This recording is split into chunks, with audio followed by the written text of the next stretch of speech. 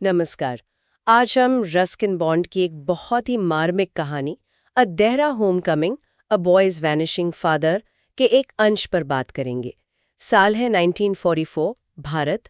एक 11 साल का लड़का है, पिता गुजर चुके हैं और वो देहरा लौट रहा है अपनी माँ और सौतेले पिता के पास, जिनसे वो 4 साल से मिला नहीं है। हाँ, और ये सिर्फ एक जगह से दूसरी जगह जाना नहीं है।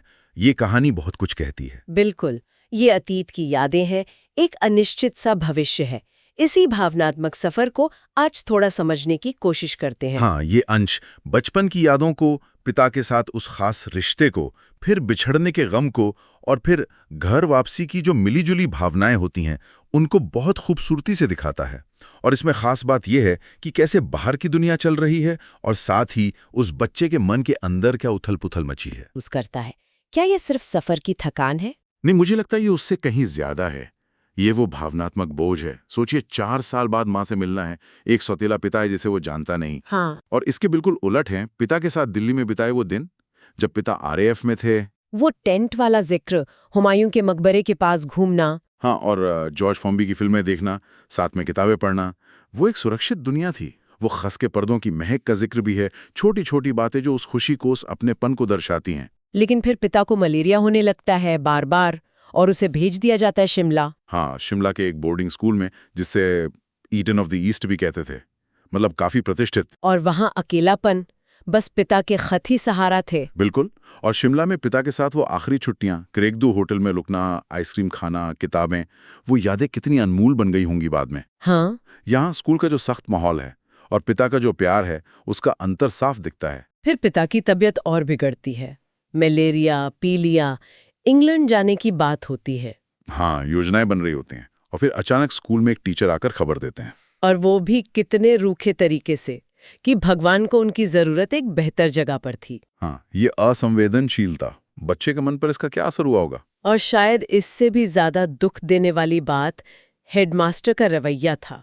पिता के वो खत, ओह हाँ, वो पत्र जो हेडमास्टर ने कहा कि वो सुरक्षित रखेंगे। और फिर लौटाई नहीं, कहा याद नहीं, कहा रखे या वक्त नहीं है। ये तो मतलब एक तरह का विश्वासघात था। हाँ, बच्चे के मन में शायद पहली बार किसी के लिए नफरत की भावना। वो सिर्फ कागज के टुकड़े नहीं थे। बिल्कुल नहीं, वो पिता की आखिरी निशानी थे, उनकी आवाज थे, और वो भी छीन ली गई। इसके बाद का सीन है देहरा स्टेशन पर। वो अकेला उतरता है हाँ, अकेला, कोई उसे लेने नहीं आया। स्टेशन पर भीड़ है, शोर है। और फिर वो एक तांगा लेता है घर जाने के लिए। कितना अकेलापन महसूस हुआ होगा उसे उस वक्त। बहुत ज्यादा। पिता की यादें और ये असलियत, इसके बीच वो कहीं फंसा हुआ सा महसूस करता है। देहरा का वर्णन भी है, शांत शहर, पेड़ों से भरा। हाँ, नीम, आम, नीलगिरी, अमलतास। हाँ, एक सुकून भरी जगह लगती है। वो पहले दादी के घर जाता है, शायद सोचता है माँ वहीं मिलेंगी। पर दादी उसे देखकर हैरान होती हैं। उन्हें पता नहीं था कि वो आ रहा है। हाँ, और दादी का किरदार थोड़ा हास्य भी लाता है, जैसे उनका वो सफेद घोड़ों से डरना। फिर दादी उसे माँ के नए घर ले जाती हैं। और वहां पहुंचकर एक और झटका, माँ और सौतेले पिता शिकार पर गए हैं, कल लौटेंगे। और उसे वहीं पता चलता है कि उसका एक छोटा सौतेला भाई भी है। उसे बताया तक नहीं गया था। हाँ, ये भी एक अजीब बात है। सब कुछ कितना अपरिचित, कितना ठंडा सा है। घर का नौकर मंगल सिंह भी कुछ अजीब व्यवहार करता है। फिर शाम को माँ और सौतेला पिता लौटते हैं, लेकिन स्वागत वैसा नहीं होता जैसा शायद उसने सोचा होगा। बिल्कुल नहीं। माँ का बस एक औपचारिक सा चुम्बन, सौतेले पिता का ध्यान न देना। यहाँ उसे अपने पिता की कमी, उनकी प्यार की कमी कितनी शिद्दत से महसूस हुई होगी। हाँ, अपने ही घर में जैसे वो एक बाहरी व्यक्ति हो। और यही लेखक मृत्यु और गायब हो जाने, वैनिशिंग, के बीच के फर्क पर जोर देते हैं। अच्छा, ये क्या मतलब हुआ? क्योंकि लड़के ने पिता को मरते हुए नहीं देखा, नहीं उनका मृत शरीर देखा, तो उसके लिए वो बस गायब हो गए हैं। ओह हाँ, ये बात तो है। इससे उसका दुख और उलझ जाता है, क्योंकि कहीं ना कहीं अवचेतन में शायद एक उम्मीद बनी रहती है कि वो लौट आएंगे। और उसे अपना कमरा मिल जाता है, अपनी एक निजी जगह। हाँ, ये एक राहत की बात है। उसे भी अपनी प्राइवेसी चाहिए, जैसे उसकी माँ और सौतेले पिता अपनी दुनिया में है। कहानी का अंत होता है जब वो खिड़की से बाहर देखता है। एक बगीचा है, थोड़ा बेतरतीब सा, जंगली गेंदें, नीले फूल, अमलतास के पेड़।